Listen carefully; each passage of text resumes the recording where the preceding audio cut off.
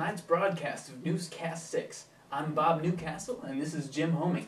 We're going to hand it off to Jim for tonight's top news story. Thanks, Bob. Tonight's top story is about an oil tanker that sunk in the Bermuda Triangle. Was it sharks or hurricane-force winds? But more on that later. Right now, we're going to go over to Bob and talk about a local story going on in your neighborhood.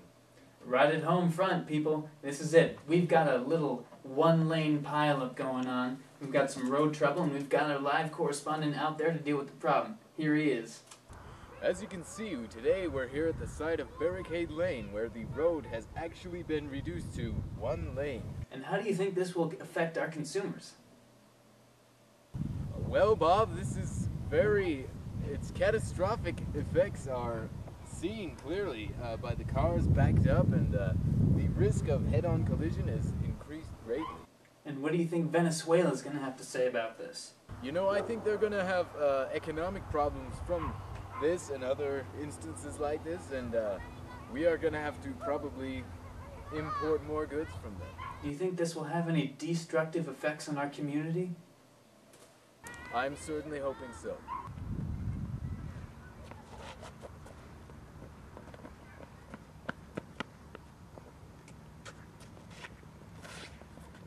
That was sure one wild pedestrian, huh, Jim? Oh yeah, Bob. But probably not as wild as tonight's football game. We're going to go over to our sportscasters, Jim Fredericks and Sandy McGuire. Yeah, thank you, Jim. We're here today with our top story on the BS Busters and the BCS. The BCS Busters. One too many hits, basically. He's a funny guy to work with, let me tell you. We have a reporter on the field with the BS Busters. BCS. That's what I said, and he got this reporter. We're gonna switch over to you now, Dan. What's it looking like out there, Dan? Well, thanks, Jim. We're here at the site of the National Football Championship between the BCS Busters, the Florida Gators, and the probably the favored Washington Muskrats. Now, you see back there the players are having a conference. We think that their game strategy is probably going to be to come out full throttle. Thanks, Dan. Full throttle. We won your state right there. That's the only one way to go. If you're not going full throttle, then you're not going to win.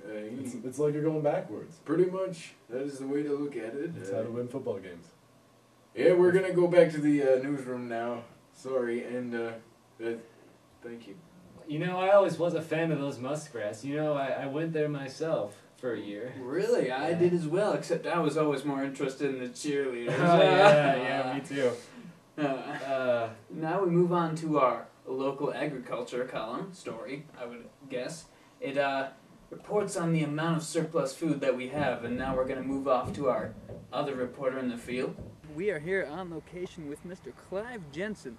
Mr. Jensen, how are your crops doing this season? They're just doing better than they've ever done before. That's great. Now, for all you viewers out there who eat food, which is all of you, this is the man that we need to talk to. Can you give us a little bit more information about this crop deal you've got going on here?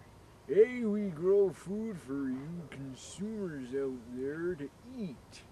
And we grow it right here on the farm. That is great news. Now, Mr. Jensen, we have heard a rumor that you have more than one tractor on your farm. Can you disclaim this rumor? I do have 2 tractors. Impressive. Now, we will cut back to our newsroom because our equipment is suffering severe dust damage. Thank you, Mr. Jensen. Hey, you're welcome. This is bizarre. That really was bizarre. I don't remember putting that in there, but we're going to have a break now. So we'll see you in a second. Now a word from our local sponsors. Couple seconds.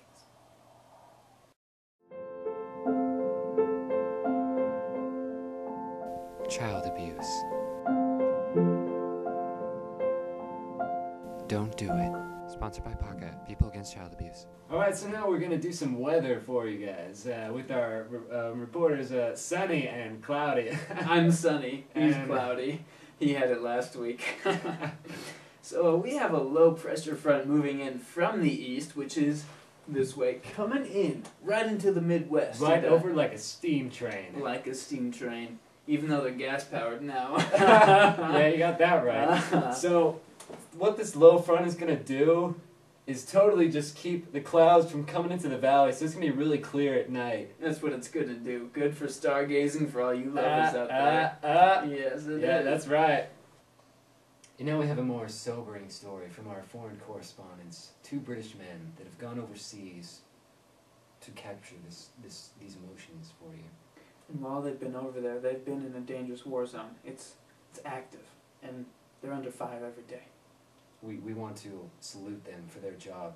And we also want to salute their families.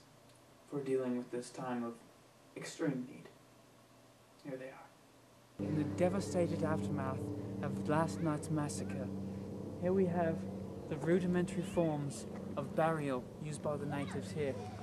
And as we can see, it is very distasteful. Don't get that. Here we have, look at this, here we have our mourner. This man witnessed the entire series of events last night.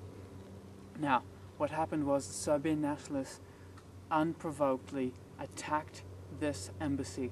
And here we have this poor man. These are the effects of war, America. These are the effects. Here I am, standing upon this hill, which once was a mound of dirt. This has become a hill because a tragic event happened here.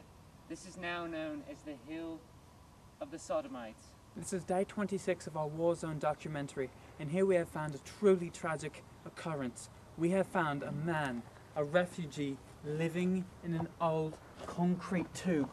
And what we're going to do is we're going to ask him some questions about his life and if he can recall any events from this war. Sir, please wake up. Sir, please, can you answer a few questions for us? We're reporters from America. We've come to ask some questions. This is the truly sad state of what this incredible massacre has done to the people. Reduce them to living in the equivalent of a cave with nothing but a relic to sustain them. So, are you alright? It's alright. It's over. It's over. You got something for me? We bring hope. We bring hope to your whole nation.